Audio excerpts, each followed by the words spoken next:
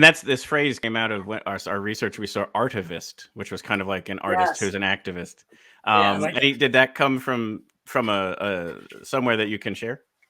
Well, that's also like, I think the fact that I'm a bilingual immigrant in the United States and travel a lot playing music, and I see that people really are generally open and loving and caring to their neighbor when they're afraid of them and get to understand them better. So I thought I'm in a good position with my music and my messaging to try to encourage people to focus on that. So activism does come out through my music. It's like a circle. It's one big jambalaya. You know what I mean? It's like yes, yeah. I should say, but you know, it's that natural. It's like we were saying, organic things happen, and that's the best way. Like if I'm going to sing about like society putting us in a cage, then I'm going to sing Howl a Lot. Or if I'm going to write a song about, I mean, they just come out about gun violence and how I was going to bring that one up. You have that song Bang Bang, which is all about gun violence. It's like, I think it just makes sense to me to sing about. Did you want to bring that one up? So that's a different one. That one. Okay. Yeah. But we'll switch that just one second. But Bang Bang won an award, which is highly prestigious, the John Lennon International Songwriting Contest in that world category. I mean, like, that's got to feel amazing. Like the fact that not only are you putting this out there, but it's getting recognized, and I'm sure it's speaking to a lot of people in art helps people, come to terms with stuff and heal, or at least raises awareness. So all this very important stuff. Yeah. And that song actually, thank you for that. I appreciate that. And yes, the John Lennon Award, and it won video awards too, because I have a great videography team. Yes. Your videos are wonderful. Again, like it's stuff that we're going to show one of them in a second. But I just wanted to mention to anybody, listening, the YouTube channel that you have these videos aren't just, videos of someone playing. It tells the story, and they're very, very well done. Thank you very much. It's a combination of Alex Gatchi signed Monoville Records and Z Collective. So I'm not going to take all that credit, because they share. I have the good fortune of people understanding what I'm trying to do and believing in the vision and so that creativity and Cisco Villar. Like we have I have a lot of good people that have contributed to making the video so important, because that's an opportunity to get the message out again. So the Bang Bang, though, when I wrote it, it came out in both English and Spanish, because it was really a US-centric thing. Sometimes I'm writing things that are global messages, but this one is global, but it's particularly a US. Certainly. And you have that wonderful, poignant and harsh moment in a good way, where you list off all the cities. Yes. Because too many people, I think, feel like, though, that's just an inner city issue, or it's Chicago, or whatever. And then when you sing it live, you obviously mention the city that you're in. Yes. Because it happens here too. So like, I think it's such a powerful moment when you do that. Thank you so much. Yeah. I really appreciate that. And the thing that's intense is, like, I'm singing the list, and the list is already way dated. Oh, right. Let me tell you, that Music Fest show, talk about lifting spirits. We've all been like living in a cave, not being able to play live. We couldn't wait to explode and connect with people in a safe way, very organized. Everybody was so loving. Everybody worked so hard, and we just were so excited to go rehearse and then come play in a show where people wanted to be there and live. It was yay! Besides loving it 2 years ago and enjoying the virtual, this was like so like magical. It was magic. Era mágico. La gente era increíble. The audience, the people are very special.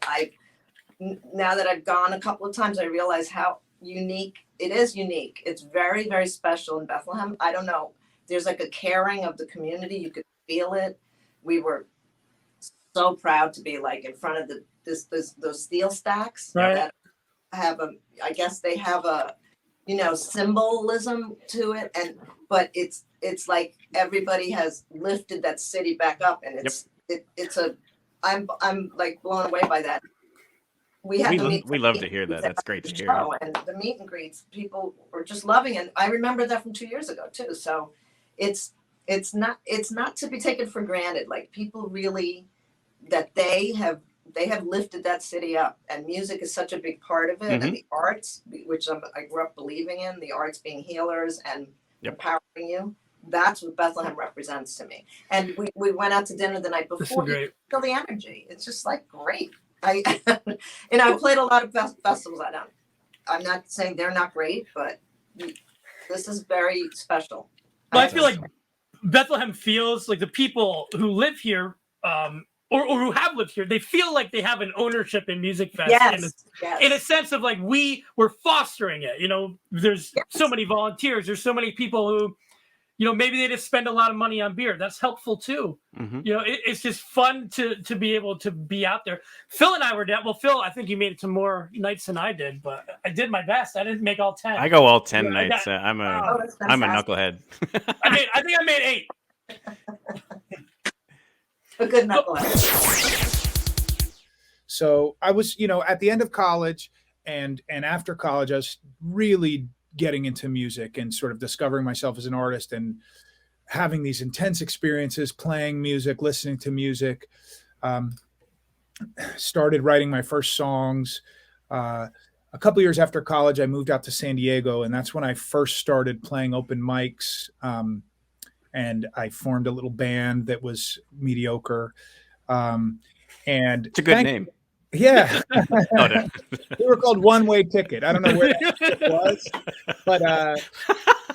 but it was a ticket to somewhere. Anyway, I'm so glad. It was so nice to get to do those first couple years in San Diego and not in Philadelphia, where I've made my home. So I got to do some growing up there. And so like people won't be like, hey, I saw you 8 years ago and it was not good. I was pretty convinced at that time that I was pretty good or pretty great. I would have these experiences where I'd write a song and I'd be like, this is incredible. This is something really special. And honestly, a lot of those songs were really good. I think they were genuinely good songs. I was not very good. I was singing flat, you know, I was not a very precise guitar player. I'm still not such a precise guitar player, but I was pretty green, and I was a lot more green than I knew. And so, yeah, but I mean, I had these moments. I remember, I remember this one time I had been writing some songs, and I was hanging out with my girlfriend at the time, and we we made pot brownies for the first time, and I'd never eaten edibles before. And everybody, I feel like this is a universal experience with anybody who's ever eaten edibles, is you eat too much. Too much, yes. So like we were waiting for the train to go to this show, and we'd eaten some in the house, and we're sitting there waiting for the train, and all of a sudden I am in another world. And I went out. I'm just going right in on this story. I went out, and so I was like, okay, waiting for the train. I had to pee. I like went to some bush behind the train station. I'm peeing in the bush. I'm starting to lose my mind, you know, just going into another world.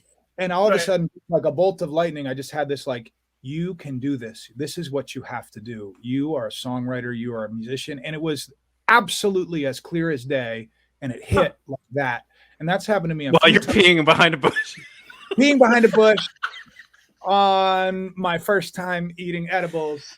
It's kind of like, you know, when you have your journey on peyote to find your spirit animal. Very similar. Yeah. Or like a sweat lodge or something. You were just no, it was like that in the SEPTA station. It was like that, and it hit really strong, and I've had that happen a few times before. Sure. And when it happens, it's like, oh, I really need to do this. I guess bringing it slightly back to the music. Do you want to talk about Music Fest a little bit? Oh yeah, sure, man. So I've played it. This was, I think, my third time playing Music Fest, but I hadn't played it for several years. Okay. Yeah, and so I mentioned those Colombians. The guy on the left and the guy on the right are members of the band. Well, the guy on the left is he works with them now, but he's mostly doing his own stuff. But the guy on the right it's Andres Mordecai is the percussionist, and Jamil Chawi, and that's my cousin Joanna Austin singing with me. But those guys play in Caribe funk. Oh, awesome! Also, I play a lot. I've toured a lot with both of them. Jamil is a guitar player, but he's a very good bass player too. So he's played a lot on tours on bass. And Andres, I've done some touring in Colombia with him. And the three of us are going to be on tour. Are going to do a tour in Europe in April. So these are some of the guys who are like my peers, who I would say, okay, these are peers who I've shared a lot with, who I learn from, who I grow from. And Andres on percussion is just a monster. I can't believe I had to walk up to the stage to see he's playing with his bare hands. Watch him go. Look at him go. Actually, if we could let the audio up a little bit, you can just hear such an amazing percussion.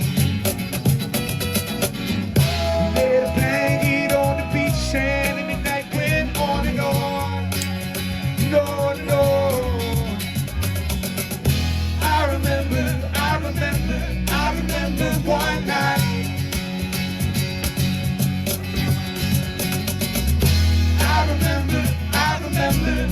Yeah, he's playing. He has the shakers in his socks that are doing the back and forth. Oh, he has shakers. Do you hear that? He has shakers in his socks. Yeah. And when he plays with Caribe Funk, he's has that going on. He's playing bongo, cajon, shakers, cymbals, and he also, while playing back and forth with his socks, he'll be hitting pedals that hit a cowbell or a woodblock. And he's singing like on top of all that. It's unbelievable. He's one of the finest musicians in the world. And I don't say that lightly or like it's not hyperbole. He literally. But you guys are having so much fun out there. Like, have you seen that? That's Phil. That's your video. Yes, that's it. Yeah, thank you for that. Thanks for taking it. But no, it's just like your energy. I read in one of the things I was reading, like you were an athlete and you still kind of have that physicality when you're playing. You know, when you see, and I noticed that on stage, like you just really. It's physical. You're into it. You're going to be sweating by the end of that performance, whether you like it or not. I'm always sweating. And that guy playing with his bare hands, I welcome anybody to try and slap a cymbal one day the way he is. Like you will go to the hospital. Like it's unbelievable. But obviously he's done it so much that he's built it up. And man, is it fun to watch him play? And he's physical and you're physical. One of your new album's called Starlight 99, and what I read is you made 99 songs. They're not 99 songs on the record. There's only 15. Number one, how do you cut down to 15? And number two, are you going to do something else with those other? I can't do the math real quick, but 70 some songs, 75, 74 songs. Yeah, well, we're playing the rest on the road. So you got to come out. They got to come out. It's going to be a 3-day, festival in and of itself. Yeah, it's 3 sets a night. We're playing for 6 hours. It's gonna be great. Fine by me. Well, no, we the songwriting process is like you have to write a ton of music, and then picking the right ones for the record was hard, especially because this was our debut album. And we've been writing music together for a very long time. Right. So it was a challenge to pick from all of those great songs, but also at the same time, like it was the first time where everything really, the songs that were going to make the cut sounded cohesive, and they kind of just stuck out. It sounded like they were meant to be on the record. And I will say, it definitely, from the first track through, like it almost feels like a Radiohead album where everything kind of fits, and it almost is like not separate songs, but like one giant song. If that, I hope that comes across the right way. Yeah, that's a huge compliment. That's probably the best compliment we've ever gotten. There you go. Do you? I'm curious. Do you have any difficulty translating some of that electronic sound to a live show? Because I know, like, some people form a rock band because it's just like, boom, we can set up and play. Do you have any are there challenges there? Definitely. I mean, I think we're all kind of music tech enthusiasts. So there's, incorporating electronic elements into like a live performance setting is something that I think we all find pretty interesting. So, so I wouldn't necessarily say it was a challenge. It was more of something that we kind of wanted to do and get creative with. Okay. And then, as far as like songs that sounded very electronic, sounding different when we played them live, I mean, that's definitely definitely happens all the time, but that happens with all sorts of songs. You know, that happens with non-electronic songs that we produce. They just, no matter what, they sound different from the record. They're going to sound different for sure. Actually, I can even share, I can set you guys up to share something at your set at Music Fest. You happen to be performing on Thursday, which I think was 9,000 degrees. Yeah. And actually, you know how everything is named plots over there. I believe we called it hot as balls plots that day. And your computer wouldn't boot up. Like you just literally couldn't get to your samples and such. Is that correct? Yeah, no, it was the first time that's ever happened. I do remember you walked out and you were like, so because like 15 minutes go by and it's like you're not starting and you're like, well, we're going to just try it the old fashioned way. And play it like just like a normal regular song. It sounded great, but then after that one song, the computer fired up and we heard the angels sing, and then all of a sudden you guys played the next song with it the way that you intended it to be, and it's like, oh, that's so much better because it's what you designed it to be. Yeah, well, totally. Or it's just the computer. No, we're just unabashedly kind of married to the technology that we incorporate into the show. It's just part of the shtick at this point. I mean, to get the production that everyone expects nowadays when you go to a show, that's what you got to do. Mm-hmm. So the obvious question I don't have the answer to is, where did the name come from? Or maybe I didn't dig deep enough. That's a good question. So, well, have you ever heard of the writer Ambrose Bierce? Yep. I guess I have. So he was a writer I was super into when we started making music for the first time, and he wrote for a column called The Argonaut and one called The Wasp. And there you go. That's something. Yeah. And I think I read that when you brought it up, Theo said he's fine with it as long as he could be the Argonaut. Damn, yeah, you did your research. That's exactly right. And you said, I don't care, I like the name. Yeah, that's exactly right. Yeah, it's a funny name because I guess it's a little bit of a mouthful, but I feel like it's one of those things where once you get it, you don't forget it. No, it's true, and obviously, when you do a Google search, you're only going to find Ambrose Bierce and you guys, so that's good. And and the way you did it with all lowercase and no spacing, I think that's terrific. It's great. But the other thing I saw was this kind of a neat story around the cover of the Beast of Burden song by the Rolling Stones. Mm-hmm. So yeah, that was we had been asked to play a book release party in the city for an author who toured with the Stones in the 90s and wrote a book about it. And he asked us to play the party, and we were like, we'll only do it if we can play our own songs. And then he was like, well, you got to play at least, a couple Stones songs. And so, growing up, the Stones, my father was obsessed with the Stones. Sure. And I was obviously very influenced by them just as a kid. So we did it, and we learned, I think, Miss You, Beast of Burden, which other ones did we learn?